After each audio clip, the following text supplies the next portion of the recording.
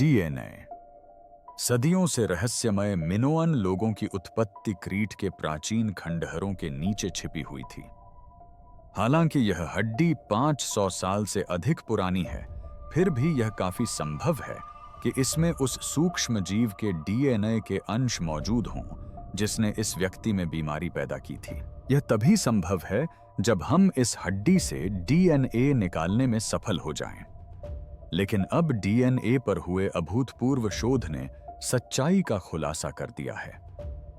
एक ऐसी सच्चाई जो उनके बारे में हमारी सभी मान्यताओं को चुनौती देती है। वैज्ञानिकों को उनके अवशेषों में जो मिला है वह केवल मिनोअन इतिहास को ही नया रूप नहीं देता। यह यूरोप की सबसे प्राचीन महान सभ्यता के बारे में हमारी समझ को बदल देता है, आश्चर्यजनक संबंधों को उजागर करता है जो पश्चिमी संस्कृति और उसके पहले उल्लेखनीय समाज की जड़ों को पुनर्परिभाषित करते हैं। समुद्र में एक महल ग्रीस के दार्शनिकों और संगमरमर के मंदिरों के लिए प्रसिद्ध होने से बहुत पहले एजियन सागर पर एक और महान संस्कृति का प्रभुत्व था।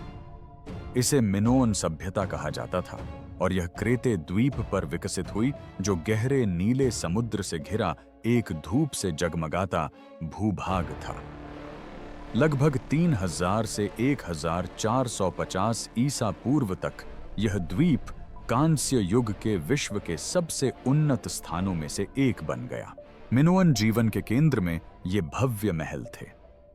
इनमें सबसे प्रसिद्ध नोसोस था जो भव्य गलियारों, चित्रित दीवारों और सीढ़ियों का एक भूल भुलैया जैसा था जो मानो हर जगह ले जाता प्रतीत होता था।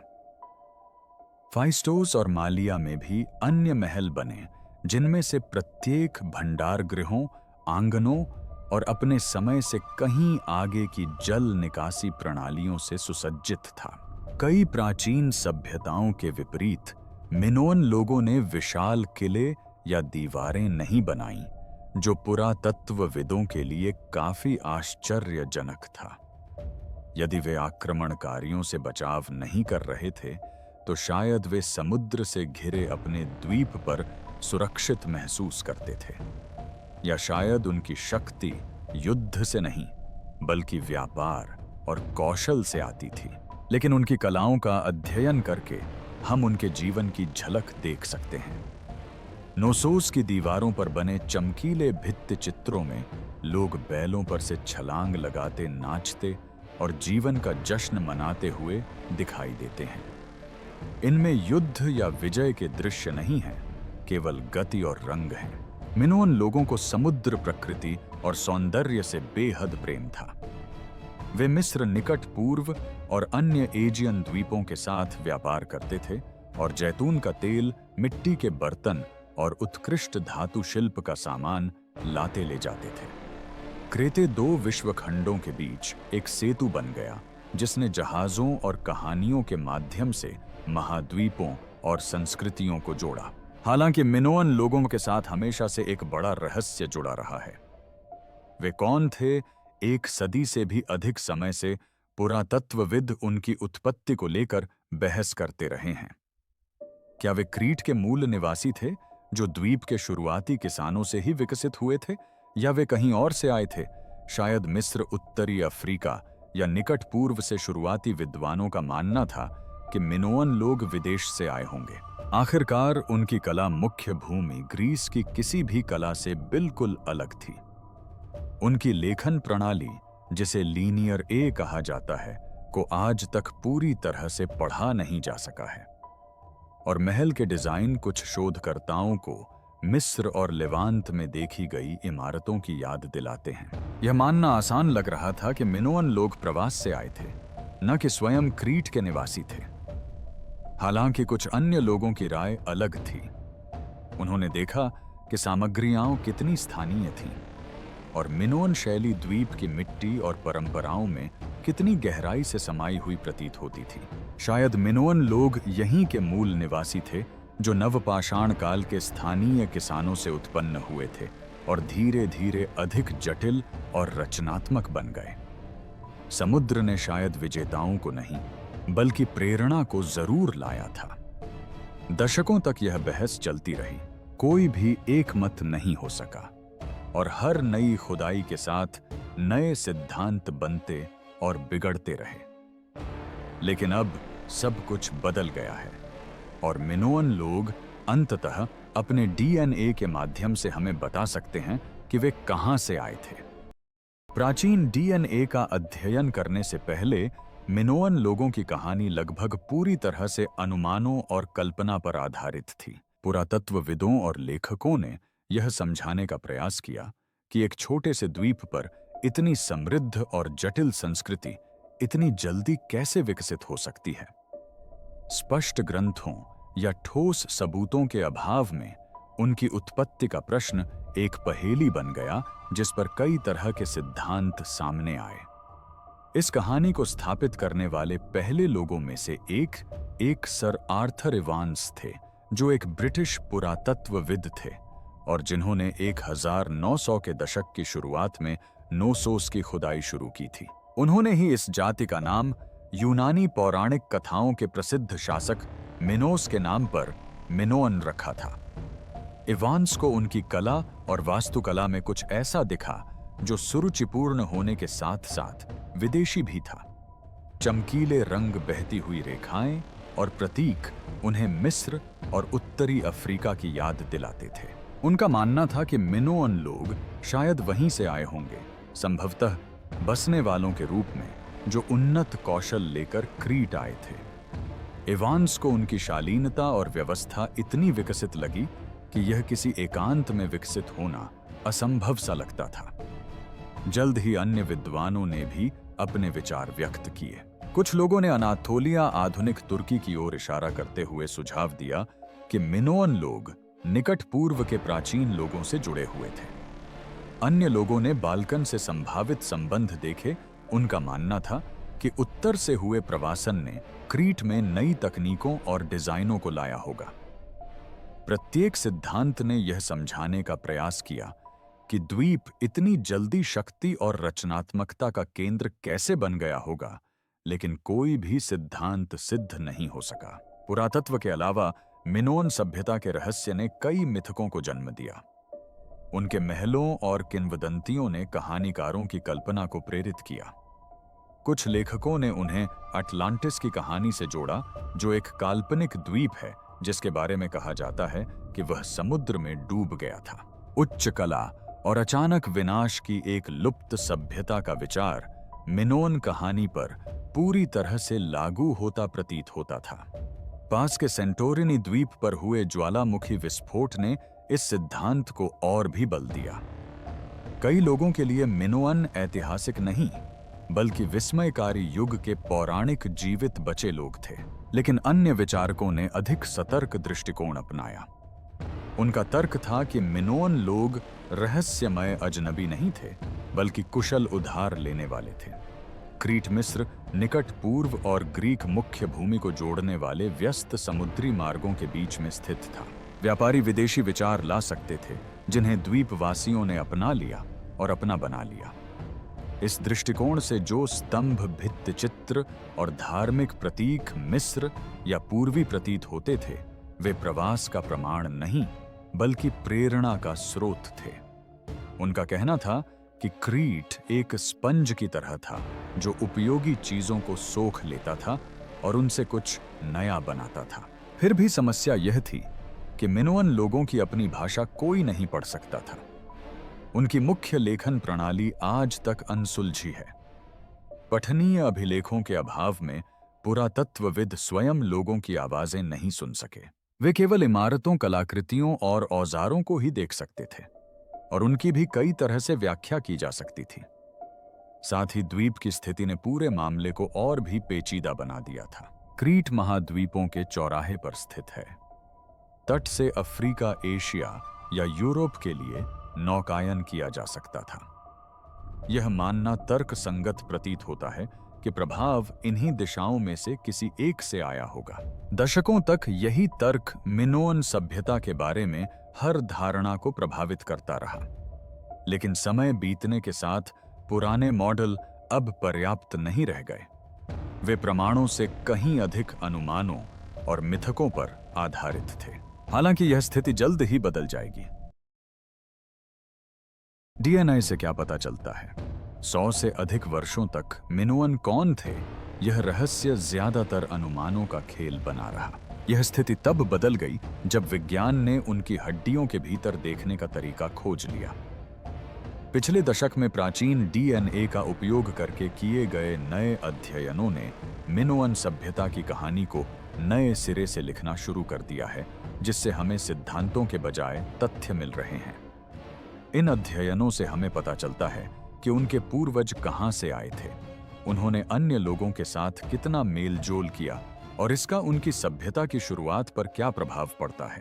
पहला बड़ा कदम 2013 में उठाया गया, जब वैज्ञानिकों की एक टीम ने क्रीट के लस्सीथी पठार में पाए गए 37 प्राचीन कंकालों से माइटोकॉन्ड्रियल डीएनए का अध्ययन किया, जो माताओं से बच्चों में स्थानांतरित होता है।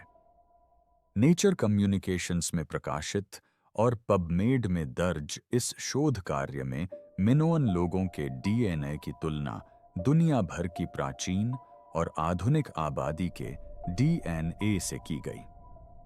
परिणाम काफी आश्चर्यजनक था। कई पुरानी मान्यताओं के विपरीत मिनोअन लोगों का उत्तरी अफ्रीका या मिस्र से गहरा संबंध था।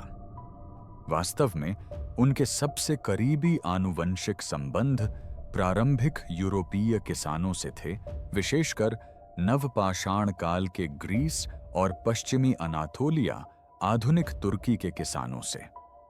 वे आज क्रीट और ग्रीस में रहने वाले आधुनिक लोगों से भी काफी मिलते जुलते थे। इसका अर्थ यह था कि नोसोस और फाइस्टोस के पहले महल बनाने वाले लोग अफ्रीका या निकट पूर्व से आए हुए अप्रवासी नहीं थे। ये लोग मुख्यतः स्थानीय नवपाषाणकालीन निवासियों के वंशज थे, जो हजारों साल पहले एजियन सागर तक पहुंचने वाले पहले किसान थे। डीएनए में उत्तरी अफ्रीका का कोई स्पष्ट संकेत नहीं मिला, जो आर्थर इवांस के इस विचार को सीधे तौर पर चुनौती देता है कि मिनोअन लोग मिस्र या लीबिया से आए थे। सरल शब्दों में कहें तो आनुवंशिक आंकड़ों से पता चलता है कि इन लोगों की जड़ें द्वीप और आसपास के क्षेत्र में गहरी थीं। फिर 2017 में एक और अध्ययन ने इस मामले को और आगे बढ़ाया। इस बार हार्वर्ड विश्वविद्यालय के डेविड रीच के नेतृत्व में शोधकर्ताओं के एक बड़े समूह ने 19 प्राचीन व्यक्तियों के जीनोम व्यापी प्राचीन डीएनए का अध्ययन किया, जिनमें क्रीट के मिनोअन और ग्रीस के माइसीनियन दोनों शामिल थे।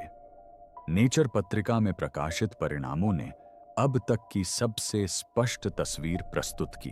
मिनोअन और माइसीनियन आपस में घनिष्ठ रूप से संबंधित थे और उनकी लगभग 3/4 75% वंशावली पश्चिमी अनातोलिया और एजियन क्षेत्र के प्रारंभिक नवपाषाण काल के किसानों से मिलती जुलती थी। शेष भाग काकेशस और ईरान से जुड़ी आबादी से आया था। इसका अर्थ यह था कि मिनोअन अलग थलग नहीं थे, बल्कि उनकी मुख्य वंशावली उन्हीं कृषि समुदायों से आई थी जो प्रारंभिक नवपाषाण काल के दौरान पूरे यूरोप में फैले थे। मिनोअन सभ्यता के उदय से हजारों साल पहले से ही ये समूह इस क्षेत्र में निवास कर रहे थे। इसलिए किसी बड़े आक्रमण या सामूहिक प्रवास का परिणाम होने के बजाय मिनोअन संस्कृति संभवतः स्थानीय स्तर पर विकसित हुई, जो एजियन सागर और उसके आसपास लंबे समय से रह रहे लोगों पर आधारित थी।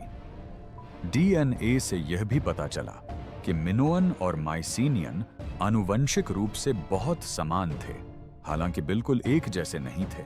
माइसीनियाई लोगों में काकेशस या ईरान से आए पूर्वी वंश का अंश थोड़ा अधिक था।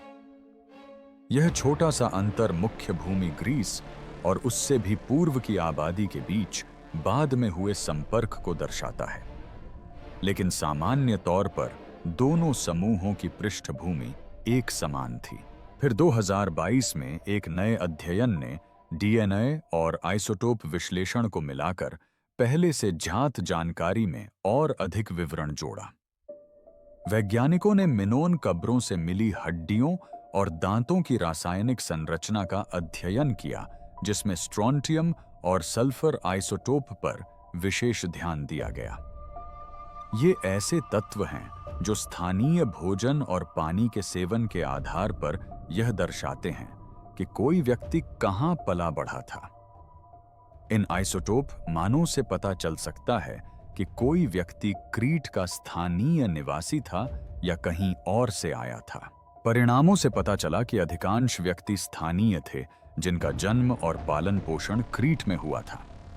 उनका डीएनए पहले के निष्कर्षों से मेल खाता था, जो नवपाषाण काल के एजियन लोगों के साथ स्पष्ट आनुवंशिक निरंतरता को दर्शाता है। लेकिन कुछ व्यक्तियों के आइसोटोप मान स्थानीय नहीं थे, जिसका अर्थ है कि वे क्रीट में दफनाए जाने से पहले क्रीट के बाहर पले बढ़े थे। दिलचस्प बात यह है कि ये बाहरी लोग अधिकतर मिनोन काल के उत्तरार्ध में लगभग 1450 ईसा पूर्व या उसके बाद दिखाई दिए। यह समय महत्वपूर्ण है क्योंकि इससे पता चलता है कि मिनोअन काल के उत्तरार्ध तक, जब क्रीट का समाज बदल रहा था और मुख्य भूमि ग्रीस और भूमध्य सागर के अन्य हिस्सों के साथ अधिक संपर्क स्थापित कर रहा था, तब कुछ लोग अन्य स्थानों से द्वीप में प्रवेश कर रहे थे। ये व्यक्ति व्यापारी, शिल्पकार या संभ्रांत परिवारों के सदस्य हो सकते थे, जो बढ़ते विनिमय नेटवर्क के माध्यम से आवागमन कर रहे थे। लेकिन मुख्य बात यह है कि यह सामूहिक प्रवास नहीं, बल्कि चयनात्मक आवागमन था। जब हम तीनों अध्ययनों को एक साथ मिलाते हैं, तो हमें एक स्पष्ट तस्वीर दिखाई देने लगती है। मिनोअन लोग काफी हद तक मूल निवासी थे। उनकी सभ्यता आयातित नहीं थी, बल्कि क्रेते में उन लोगों द्वारा विकसित की गई थी जो प्रारंभिक कृषि युग से इस क्षेत्र में रह रहे थे। पूर्वी वंश का थोड़ा सा अंश संभवतः लंबी दूरी के संपर्कों या अंतर्विवाह से आया था, न कि बड़े पैमाने पर आक्रमणों से। यह नया प्रमाण सभ्यता के जन्म के बारे में हमारी सोच को बदल देता है। कई वर्षों तक इतिहासकारों का मानना था कि जटिल समाजों को बाहरी प्रभाव की आवश्यकता होती है और प्रगति मिस्र या मेसोपोटामिया जैसे सभ्यता के उद्गम स्थलों से क्रेते जैसे छोटे स्थानों की ओर प्रवाहित होती है। लेकिन मिनोअन डीएनए एक अलग ही कहानी बयां करता है। यह दर्शाता है कि क्रेते के लोगों ने अपनी जड़ों से ही कुछ मौलिक रचना की। उन्होंने दूसरों से विचारों की नकल नहीं की, बल्कि उन्होंने अपनी दुनिया को अपने हाथों और कल्पना से बनाया। इससे सब कुछ बदल जाता है। कई आनुवंशिक अध्ययनों के निष्कर्षों से हमारे अब तक के ज्ञान में लगभग कोई बदलाव नहीं आता। सबसे पहले यह दर्शाता है कि मिनोअन मुख्य रूप से उत्तरी अफ्रीका से नहीं आए थे, जैसा कि सर आर्थर एवांस और अन्य ने प्रस्तावित किया था। डीएनए साक्ष्य से स्पष्ट होता है कि उनके जीन में उत्तरी अफ्रीका का कोई मजबूत संकेत नहीं है। इसके बजाय उनके सबसे करीबी संबंध क्रेते एजियन और पश्चिमी अनातोलिया के प्रारंभिक नवपाषाण कालीन किसानों से थे। इसका अर्थ यह है कि मिनोअन सभ्यता की उत्पत्ति की कहानी प्रवास की नहीं, बल्कि एक ही द्वीप पर समय के साथ विकसित होते लोगों की एक लंबी श्रृंखला की कहानी है। दूसरा, यह इस धारणा को तोड़ता है कि मिनोअन लोग एक बाहरी संस्कृति थे। कई वर्षों तक विद्वानों का मानना था कि लेखन, महल नियोजन, धातु शिल्प और कला जैसी वास्तविक परिष्कारिता मेसोपोटामिया या मिस्र जैसी प्राचीन सभ्यताओं से आयात की गई थी। मिनोअन सभ्यता इतनी उन्नत प्रतीत होती थी कि ऐसा लगता था कि उन्होंने यह सब अपने दम पर विकसित किया होगा। लेकिन अब हम जानते हैं कि वे ऐसा कर सकते थे। उनकी प्रतिभा स्वदेशी थी, जिसे किसानों, व्यापारियों और कलाकारों की कई पीढ़ियों ने मिलकर विकसित किया था, जिन्होंने धीरे धीरे क्रीट को रचनात्मकता के केंद्र में बदल दिया। तीसरा, यह नया प्रमाण हमें नवाचार के स्रोत पर पुनर्विचार करने के लिए मजबूर करता है। पुराने मॉडल के अनुसार बड़े महाद्वीप आविष्कार करते हैं, और छोटे द्वीप उनकी नकल करते हैं। लेकिन मिनोअन सभ्यता ने साबित कर दिया कि इसका उल्टा भी सच हो सकता है। एक द्वीप जो अलग थलग होते हुए भी व्यापार मार्गों से जुड़ा हुआ है, नवाचार का केंद्र बन सकता है। भूमध्य सागर में स्थित क्रेते की स्थिति ने संभवतः वहां के लोगों को स्थिरता और जिज्ञासा का संयोजन करने में मदद की। उन्होंने दूसरों से सीखा, लेकिन अपनी दुनिया को अपने ही अंदाज में गढ़ा। यह इतिहास में एक मामूली सुधार मात्र नहीं है, बल्कि सभ्यता के विकास को समझने के हमारे दृष्टिकोण को पूरी तरह से बदल देता है। संस्कृति का प्रवाह पूर्व से पश्चिम की ओर या बड़ी शक्तियों से छोटे स्थानों की ओर होता है, यह धारणा अब पुरानी लगने लगती है। मिनोअन सभ्यता यह दर्शाती है कि सांस्कृतिक ऊर्जा दोनों दिशाओं में प्रवाहित हो सकती है। द्वीप आविष्कार के स्रोत भी हो सकते हैं, न कि केवल प्राप्तकर्ता।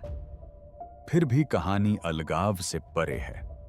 नवीनतम अध्ययन, विशेष रूप से आइसोटोप का उपयोग करने वाले अध्ययन बताते हैं कि मिनोअन काल के उत्तरार्ध तक क्रीट के बाहर से कुछ व्यक्ति आबादी में शामिल हो गए थे। ये न तो विजेता थे और न ही लहरों में आने वाले उपनिवेशी, बल्कि मुट्ठी भर लोग थे जो व्यापार, कूटनीति या अवसर की तलाश में आए थे। इससे सभ्यता का एक मिश्रित मॉडल बनता है जो मजबूत स्थानीय जड़ों पर आधारित है, लेकिन चयनात्मक आदान प्रदान के लिए खुला है। अब हम जानते हैं कि मिनोअन लोग अलग थलग नहीं थे, बल्कि वे जुड़ना और अनुकूलन करना जानते या न जानते थे। दरअसल इन खोजों से हमें अन्य प्राचीन समाजों को देखने के हमारे नजरिए में कई सबक सीखने को मिल सकते हैं। हो सकता है कि कई लुप्त संस्कृतियां, जिन्हें कभी प्रवास या बाहरी मार्गदर्शन का परिणाम माना जाता था, वास्तव में स्वयं निर्मित थीं। इससे यह सवाल उठता है कि अगर मिनोअन सभ्यता ने अपनी ही धरती से महानता का निर्माण किया, तो अन्य कौन सी सभ्यताएं ऐसा कर सकती थीं? हमने कितनी कहानियां उलटी सुनाई हैं, बाहरी प्रभाव को श्रेय देते हुए, जबकि वहां शुरू से ही स्थानीय प्रतिभा मौजूद थी, अनसुलझे रहस्य और आगे क्या डीएनए अनुसंधान में हुई तमाम प्रगति के बावजूद मिनोअन सभ्यता के इतिहास में अभी भी कई कमियां हैं। विज्ञान ने उनके पूर्वजों के मूल का पता लगाने में मदद की है, लेकिन कई गहरे सवाल अभी भी अनसुलझे हैं। प्राचीन डीएनए से वंश का पता लगाया जा सकता है, लेकिन यह हमें यह नहीं बता सकता कि मिनोअन लोग क्या मानते थे, वे कैसे बोलते थे या वे खुद को कैसे देखते थे। उनकी लेखन प्रणाली लीनियर ए का रहस्य अभी भी अनसुलझा है। जब तक कोई उन मिट्टी की पट्टियों को पढ़ नहीं लेता, तब तक मिनोअन लोगों के अपने शब्द कभी ज्ञात नहीं हो सकेंगे। हम उनके जीन का मानचित्रण कर सकते हैं, लेकिन अभी तक उनके विचारों का नहीं। हम अभी भी उनके समाज की कार्य प्रणाली के बारे में बहुत कम जानते हैं। मिनोअन लोगों ने भंडार कक्षों, आंगनों और भित्ति चित्रों से सुसज्जित जटिल महल बनवाए थे। फिर भी राजाओं या सेनाओं के बहुत कम ही निशान मिलते हैं। उनके बाद आने वाले माइसीनियन लोगों के विपरीत मिनोअन लोगों ने लगभग कोई हथियार या किलेबंदी नहीं छोड़ी। इससे उनके नेतृत्व के स्वरूप को परिभाषित करना कठिन हो जाता है। क्या उन्होंने धर्म, व्यापार या साझा शक्ति के माध्यम से शासन किया? क्या उनके महल आदेश देने के बजाय समारोहों के केंद्र थे? लिखित अभिलेखों के अभाव में हम केवल अनुमान ही लगा सकते हैं। एक और प्रश्न मिनोअन काल के उत्तरार्ध में पाए गए कुछ गैर स्थानीय व्यक्तियों से संबंधित है। आइसोटोप अध्ययनों से पता चलता है कि वे क्रीट के बाहर से आए थे, लेकिन वे कौन थे? क्या वे व्यापारी, राजनयिक कारीगर या वैवाहिक साथी थे? क्या वे नए विचार लेकर आए थे या वे मिनोअन संस्कृति में समाहित हो गए थे? उनकी उपस्थिति एजियन सागर और उससे परे बढ़ते संबंधों की ओर इशारा करती है, लेकिन उनकी सटीक भूमिका अभी भी स्पष्ट नहीं है। और फिर सबसे बड़ा सवाल है, लगभग 1450 से 1400 ईसा पूर्व मिनोअन सभ्यता के पतन का कारण क्या था? महल जल गए, संस्कृति बदल गई और जल्द ही मुख्य भूमि ग्रीस से आए माइसीनियन लोगों ने क्रीट पर कब्जा कर लिया। क्या यह घटना सेंटोरिनी के थेरा ज्वालामुखी के भीषण विस्फोट जैसी प्राकृतिक आपदाओं के कारण हुई थी, या आर्थिक संकट या व्यापार में गिरावट जैसी आंतरिक समस्याओं ने इसमें बड़ी भूमिका निभाई? डीएनए हमें पूर्वजों के बारे में तो बता सकता है, लेकिन भूकंप या राजनीति के बारे में नहीं। मिनोअन सभ्यता का पतन कांस्य युग के सबसे बड़े रहस्यों में से एक बना हुआ है। फिर भी हर नई खोज हमें इसके एक कदम और करीब ले जाती है। शोधकर्ताओं के लिए अगला कदम आनुवंशिक मानचित्र का विस्तार करना है। अब तक केवल कुछ ही मिनोअन कंकालों का परीक्षण किया गया है। भविष्य के अध्ययनों का उद्देश्य अधिक नमूनों को शामिल करना है, विशेष रूप से मिनोअन काल के उत्तरार्ध और उत्तर मिनोअन काल से। इससे पता चल सकता है कि महलों के पतन के बाद जनसंख्या में क्या परिवर्तन आया और बाद में आने वाले माइसीनियाई लोगों का कितना प्रभाव था। वैज्ञानिक जीन को दैनिक जीवन से जोड़ने के लिए डीएनए परिणामों को आइसोटोप डेटा और पुरातत्व से भी जोड़ना चाहते हैं। इसका अर्थ है कि इन लोगों को उनके जीव विज्ञान से परे समझने के लिए हड्डियों, दफन सामग्री और कलाकृतियों का एक साथ अध्ययन करना। उदाहरण के लिए, क्या कुछ डीएनए वंश विशिष्ट शिल्पों या सामाजिक भूमिकाओं से जुड़े थे?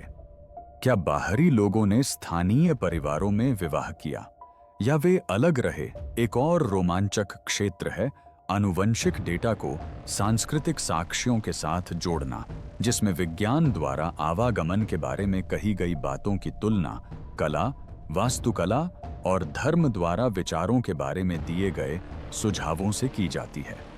जब आनुवंशिकी के ठोस डेटा का मिलान विश्वास और रचनात्मकता के सूक्ष्म संकेतों से होता है, तो एक अधिक संपूर्ण चित्र सामने आ सकता है। यदि संकर सभ्यता का यह मॉडल सही साबित होता है, तो यह क्रीट से कहीं अधिक दूर तक लागू हो सकता है। अन्य उन्नत लेकिन पृथक संस्कृतियां, जिन्हें कभी महान साम्राज्यों की शाखाएं माना जाता था, वे भी शायद स्वदेशी ही हों। मिनोअन सभ्यता कई प्राचीन समाजों में से पहली हो सकती है, जिनकी जड़ें अनुमान से कहीं अधिक गहरी और हमारे करीब हैं। अब हम जानते हैं कि मिनोअन कहां से आए थे, लेकिन क्या हम कभी यह जान पाएंगे कि किस चीज ने उन्हें वह बनाया जो वे थे? क्या उनकी अपनी कहानी उस कहानी से मेल खाएगी जो हमने उनके लिए लिखी है, या क्या यह हमारे अब तक के ज्ञान को चुनौती देगी? अपने उत्तर नीचे टिप्पणी में दें। वीडियो को लाइक करना और चैनल को सब्सक्राइब करना न भूलें। देखने के लिए धन्यवाद। अगर आपको यह वीडियो पसंद आया तो कृपया स्क्रीन पर अगला वीडियो देखें।